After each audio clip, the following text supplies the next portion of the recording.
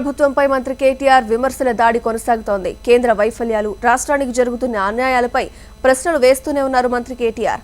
తెలంగాణకు సంబంధించిన metro second phase, దేశంలో పెరుగుతున్న పెట్రోల్ ధరలు, జీఎస్టీలపై కేంద్రానికి వరుస లేఖాస్త్రాలు సంధించిన కేటీఆర్ తాజాగా వైజాగ్ స్టీల్ ప్లాంట్ పై కూడా లేఖ రాయడం హాట్ టాపిక్ గా మారింది.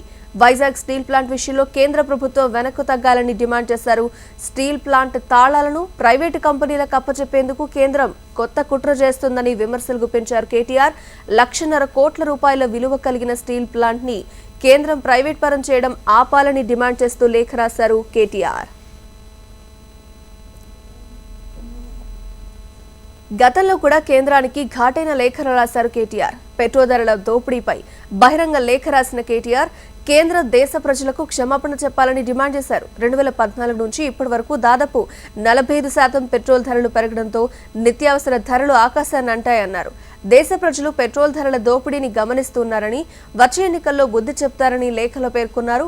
హైదరాబాద్ లో మెట్రో రైల్ ప్రాజెక్టు 2వ దశపై కూడా కేంద్ర ప్రభుత్వానికి లేఖ రాశారు మంత్రి కేటీఆర్.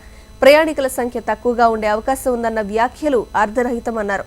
యూపీలోని చిన్న పట్టణాలకు కూడా మెట్రో కేటాయించిన కేంద్రం అన్ని అర్హతలు ఉన్న హైదరాబాద్ కు మొండి చేయి చూపిస్తోందని విమర్శలు గుప్పించారు. తెలంగాణపై ఎందుకంత వివక్ష అని ప్రశ్నించారు.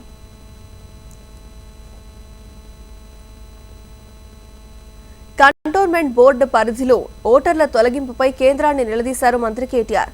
35 మంది ఓటర్లను తొలగించడం అక్రమమని కేంద్ర మంత్రి రాజ్నాథ్ సింగ్ లేఖ రాశారు.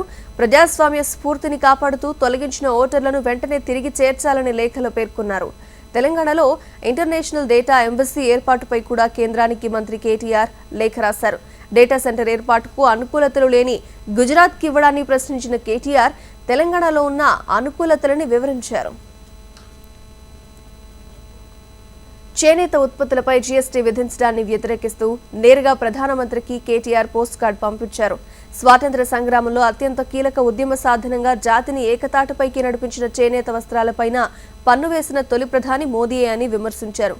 ఒకవైపు స్వదేశీ మంత్రం, ఆత్మనిర్భర్ భారత్, గాంధీ మహాత్ముని సూత్రాలు వల్లెవేసే కేంద్ర ప్రభుత్వం విధానాల్లో మాత్రం ఆ స్ఫూర్తికి తూట్లు పొడిచేలా వ్యవహరిస్తోందన్నారు. ఇలా కేంద్రంపై ఎప్పటికప్పుడు ప్రశ్నలు సంధిస్తూ లేఖలు రాస్తూనే ఉన్నారు మంత్రి కేటీఆర్. కేంద్రం రాష్ట్రానికి మొండి చేయి చూపిస్తోందని విమర్శిస్తూనే ఉన్నారు. అయితే ఈ లేఖలపై కేంద్రం స్పందిస్తుందా లేదా అనేది ఆసక్తికరంగా మారింది.